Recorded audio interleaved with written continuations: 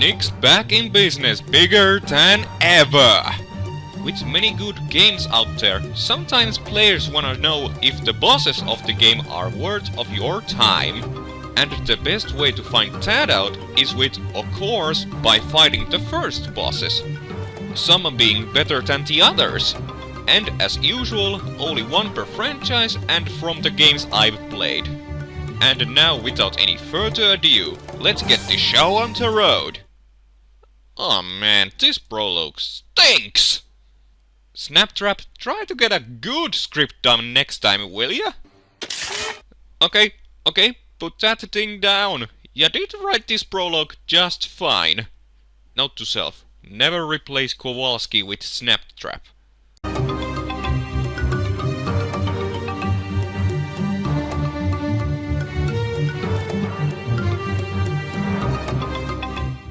What first boss's countdown would be perfect without the very first boss you ever saw in video games? And for me, it's Feeble from Croc Legend of the Gobos. Honestly, I can't figure out any other boss to kickstart this list. He was an ordinary duck before Baron Dante turned it into his monster minion to destroy Croc. Like other bosses of the game, you need to get past two very easy sections of the stage before facing the boss. While this boss is one of the easiest ones ever made, Feeble got this boss with 3 reasons only: nostalgia, sound effects, and the music.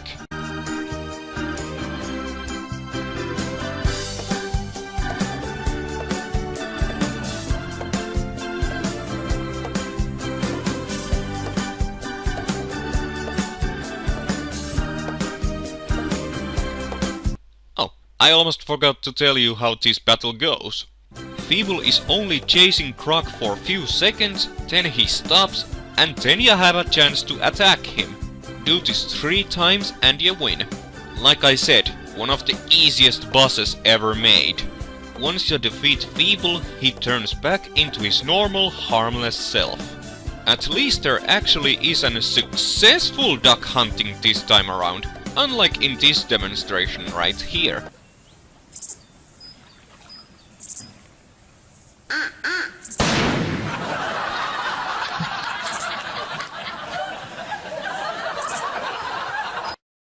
Speaking of hunting...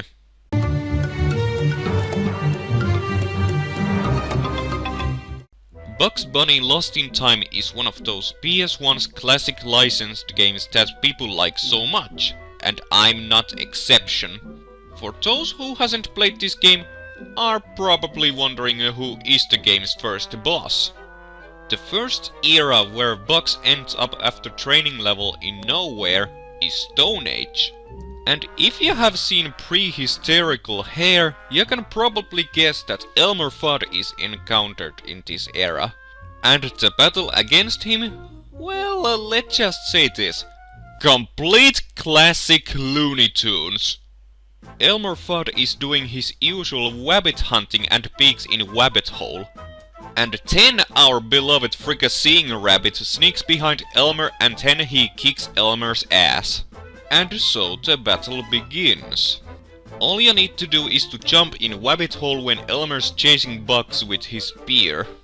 When you jump in Wabbit Hole, Elmer peeks inside the hole and then you need to get out from another hole and then...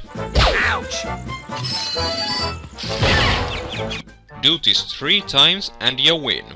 But what makes this battle better is that every time you kick Elmer into wall, he drops important items to unlock other levels, though this only happens when you first time battle against him. This fight might be loyal to the classic Looney Tunes cartoons. It has one thing that I don't like. This fight is very easy, that's why it's only number 9. Plus the music in this fight is pretty, shall we say, meh. All I can say is, while this boss is easy, Elmer Fudd, you gave one very classic first boss fight for Looney Tunes fans. And if the Hedgehog Ninja would have played this game on his early years, he would probably approve to this boss as much as I do. Shh! Be very, very quiet. I'm hunting wabbits.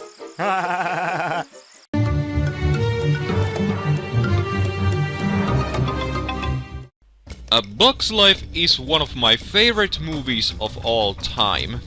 The setup, concept, story, characters, everything is likable in this movie. Aside from the main villain Hopper, there was another character that was very memorable for me. And that character is Frank Welker's crazy grasshopper, Thumper. What can I say about Thumper? Well, the battle against him in a Bug's Life game is number 8 on this list. Thumper is very easy first boss. Again very easy first boss. But what makes him any better boss compared with Feeble and Elmer Fudd is very simple. Thumper himself being a boss. Not only that, but this boss arena is larger than in 2 previous bosses on this list. And this arena, like other stages of the game, has 50 pieces of grain and 4 letters of Flick's name to collect. And of course, a chance to kill all enemies of the stage with Goldberry. So make sure you collect all grain, letters and purple tokens before defeating Thumper and his mosquitoes. What about the music of this fight? Awesome!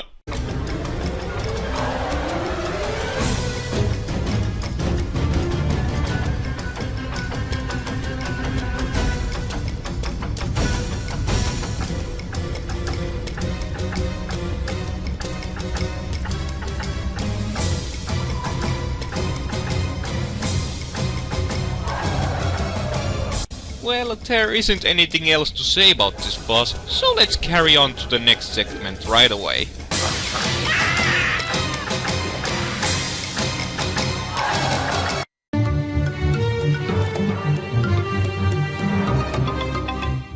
Another first boss from licensed game? Oh, okay. Yes, and you're gonna have to deal with it. But I'm not talking about just any game. It's time to talk about Muppet Monster Adventure. Yay! This game kicks ass. I honestly wanted to talk about this game sooner or later anyways.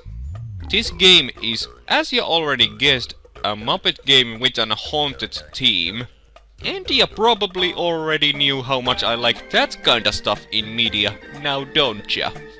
The main objective in this game is to play as Kermit's nephew Robin, who is saving his uncle and few other Muppets from mysterious master. To do so, Robin has to collect enough evil energy from different stages to get to the other stages. And to collect enough Muppet tokens to enter in a boss battle against Muppet that's turned into a monster. Waka waka, who wants to hear a funny ass joke? The first boss of this game is Gonzo, who is turned into a vampire named Nosferatu. Not Nosferatu, it's Nosferatu. First, Nosferatu is sending a barrage of rushing skeletons at ya. Spooky, scary skeletons. After that, Nosferatu shows up and fires flaming bats at you. Try a hot wings. Spicy. And after a while, I'll take the chicken. and shoot the chicken at Nosferatu. Do this 3 times and you win. The more hits Nosferatu gets, the more skeletons he sends at you. Well, this fight isn't that easy compared with the other bosses before this segment, but he's still not pain in your neck. Aye, puns. And the music on this fight, while it's not as good as many other boss themes on this list, it's still pretty catchy. That music fits for a character like Gonzo and for a vampire. Final verdict, Nosferatu is good first boss, and the reasons are the music, battle itself, and the fact you're up against a freaking Gonzo! And this is the last licensed game boss on this list.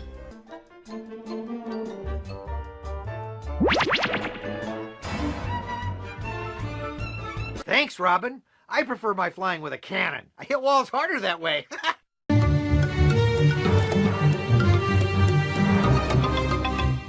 I'll say it once, I'll say it again. The bosses in Sly Cooper's series are great. As for the first bosses, they're pretty great as well. While Sir Raleigh from first game was great in all means, it's nothing compared with El Jefe from Sly Cooper Thieves in Time. First off, this dude himself has pretty good concept. I mean, he is based on Cuba's former dictator Fidel Castro. Before the events of the game, he was sent in feudal Japan to claim Ryoichi Cooper's cane. He did get the cane, so Sly goes after this Interpol's most wanted mercenary. And while this boss is mainly about chasing El Jefe, it's still pretty good boss. Yeah, that's right, and... excuse me for one moment. JJ? Mitä sä täällä teet? No mä tulin sen cameo-roolin takia, niin kuin sä pyysit. Ai pyysinkö? No voi vittu kun unohin. No, ainakaan en pyytänyt ketään paskaa amatööriä tänne. Pitäisikö ton olla hyvä uutinen? Ja miksi me puhutaan suomea tässä videossa? Whoops! Niin muuten. No voi vittujen kevät mun kans. Asiaan! Sorry about that last one. Don't worry, I didn't swear much, I swear! Pun entirely intended. Believe him, he's telling the truth. Okay, let's carry on. You chase El Jefe and after a while you have to fight him on a square-shaped platform.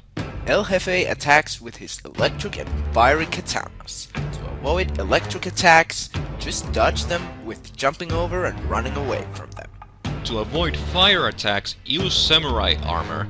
Use the armor to reflect El Jefe's fireballs at him. And here's your chance to attack him. After that, you have to chase El Jefe more and repeat the same pattern twice. This boss sounds easy, but it's actually hard to defeat El Jefe without taking damage, at least for the first-timers. Once you defeat El Jefe, the Paradox's minions ambush Sly and steal Ryoichi's cane before escaping to another era. Okay, I think that's all we can say about this boss. Thanks for the help, man. No problem. See you around. In conclusion, El Jefe is great first boss and El Jefe himself is a decent character as well. Moving on to the next entry where I'm not making an appearance. Why did I say that? Tää kässäri on ihan persistä. Ei millään pahalla. Do you have any idea what he just said? Speak the normal language, okay?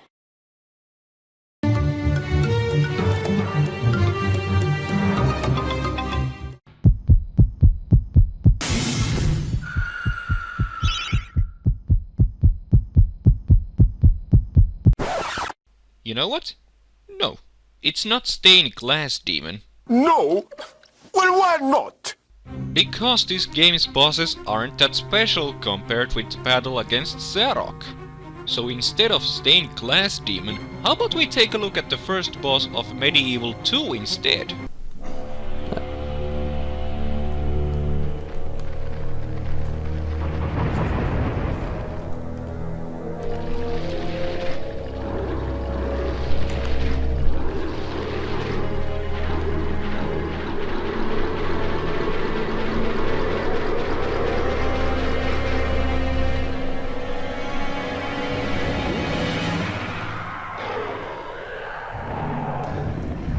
Sweet! Tyrannosaurus Rex is amazing first boss. Why? Because it's a shape-shifting dinosaur skeleton.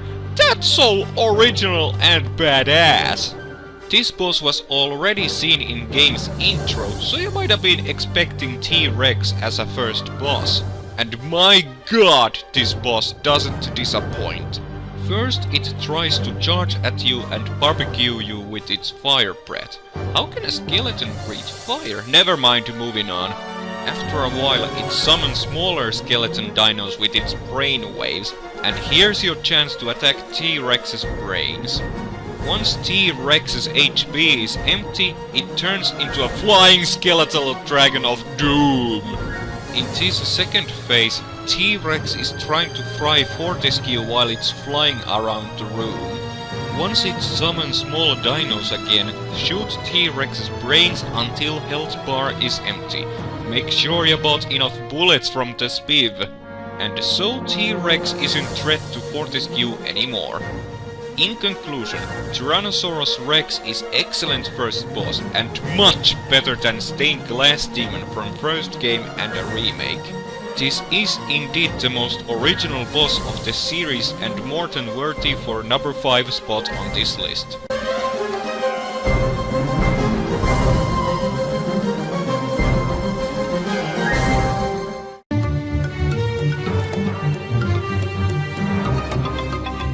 Crush from Spyro 2 is very good first impression of the game's minimum number of bosses. This boss might be very easy, but when you think about the fun factor, this boss has that quite a lot.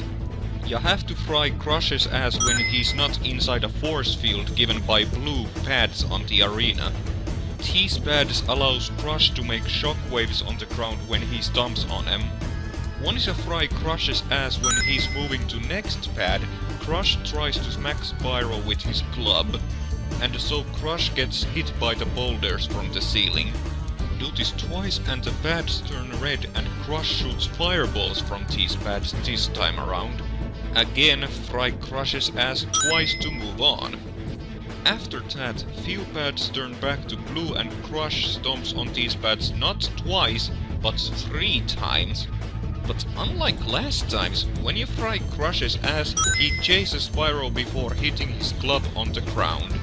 Do this 3 times and Crush will be crushed under the boulders and you triumph.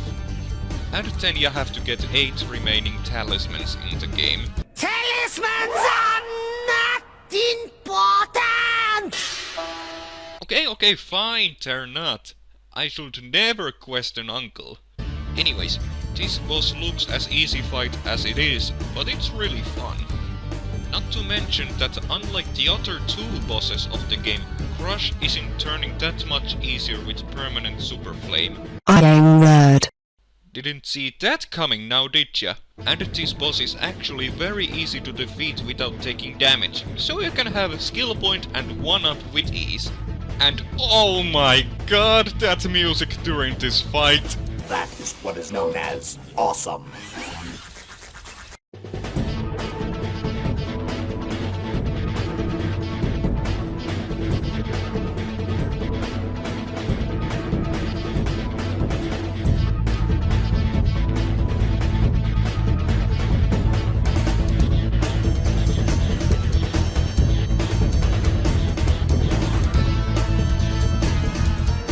Gee, how many times I said fry Crush's ass during this segment?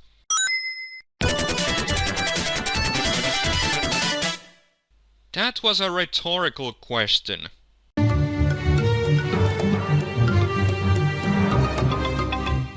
The majority of you probably saw this coming. A boss from Crash Bandicoot series.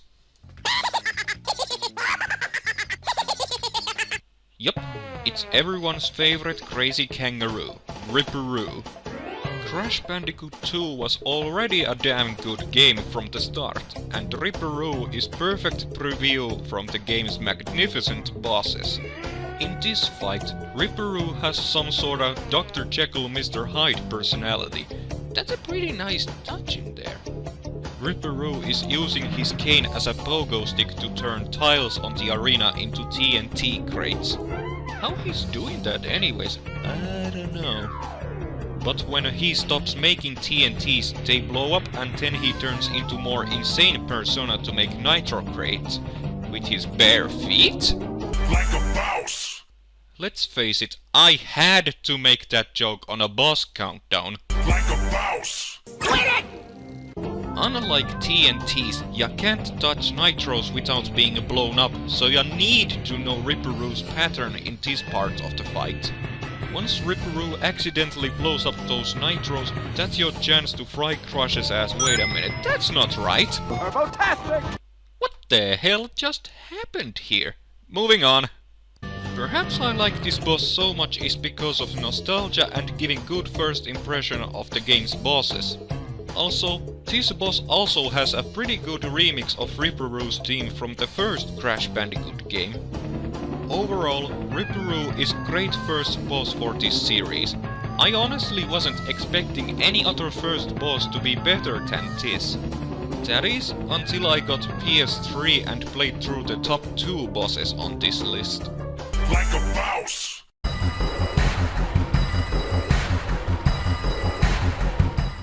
The boss on this segment is from Sonic series. But from what game? Heroes? No. Generations? No. Lost World? No! 1,000 times! No! It's from the game called Sonic the Hedgehog. 2006. Anteeksi nyt vaan, mutta mitä vittua täällä tapahtuu?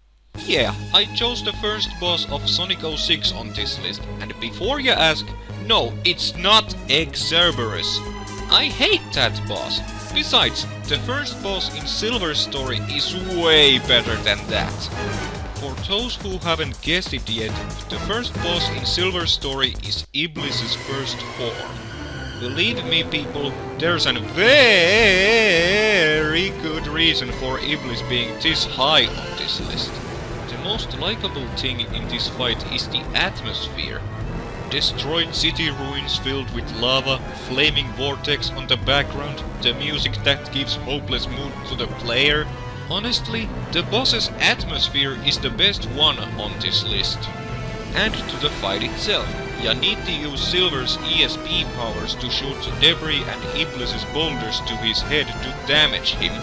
Iblis attacks Silver with previously mentioned boulders, with a piece of a freaking skyscraper, or with breathing fire. Sure, this boss is very easy, but at least they don't give flame shields for this fight.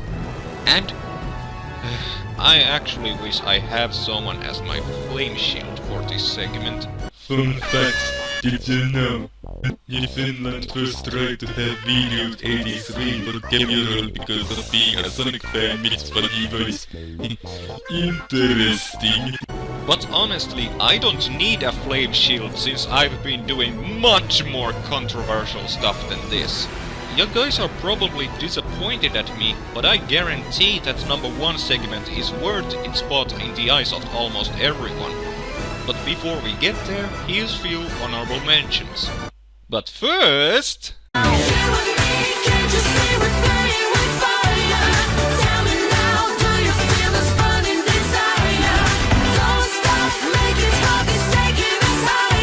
Why do I have to keep putting Eurovision songs on my videos?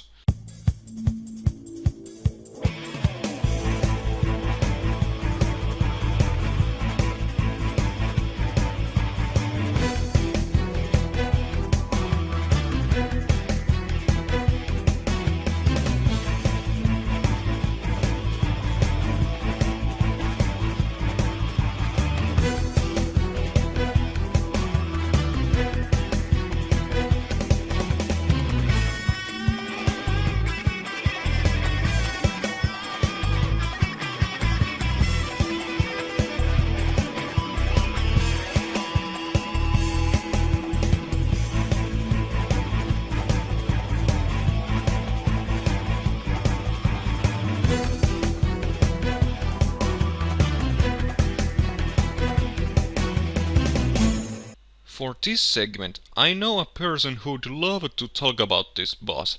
Call for Omega Snake. Now!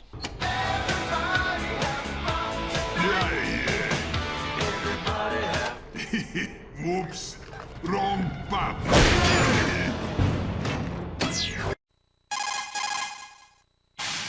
This is Snake. Hey Snake, it's me, Nick. Wanna tag along in first bosses list to number 1 segment? Oh yeah, sure, I got time. There aren't any guards around me. Excellent! Now you and the entire audience are probably wondering what boss I chose for number 1, yes?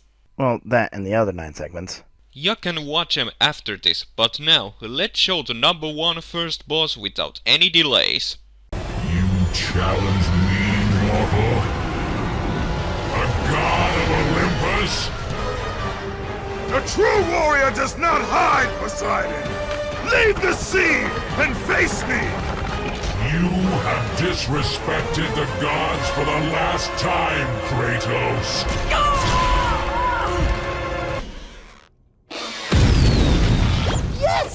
But Poseidon from God of War 3 is without question one of the most beloved first bosses in video games. Trust me, the author is probably approving to this choice right now if he's watching. And how can you not love a battle against the mighty god of the seas himself, with a horde of hippocampy surrounding him? And the fact that you're fighting against him while on top of Gaia's head and hand is a great touch for this boss. Poseidon, like every first boss in original God of War trilogy, is massive! This boss follows the pattern of previous games of the series with having a humongous boss at the end of epic opening level. But unlike the other bosses in the series, Poseidon is the biggest first boss of them all. Just look at him! Now for the fight itself.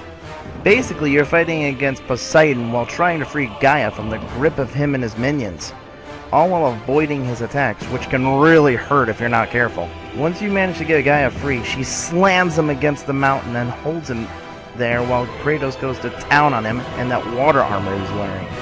But you still need to be careful, because even though he's pinned to the mountain, he can still fight back. After a while, you can remove a shell from Poseidon's chest and then you have to repeat the first part of the battle. Once Gaia's free again, you have to swing across the hippocampy to Gaia's arm to free her hand. Then watch her punching Poseidon so hard it sends Kratos flying into his chest to drag out Poseidon's body out from his water armor. But here's the thing. While he is the first boss of the game, he is not holding back, which you would expect from a god of Olympus. He uses the entire sea against you, as well as freaking lightning! The fight has good difficulty, but nothing hair-pulling. Unless you're playing on Chaos difficulty. Then expect to die. A lot. And here we get to the grand finale of this boss, beating Poseidon to death with bare hands! And if this wasn't awesome enough, you are watching this from Poseidon's point of view.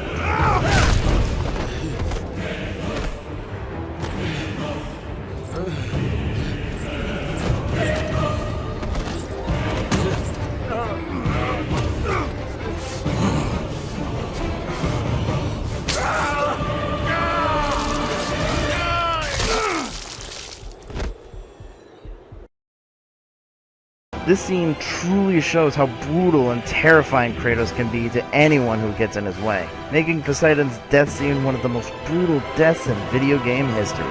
Oh, wait, did we forget something about for this fight? Actually, yes. And that's the music of this fight. Listen to this! Listen to this!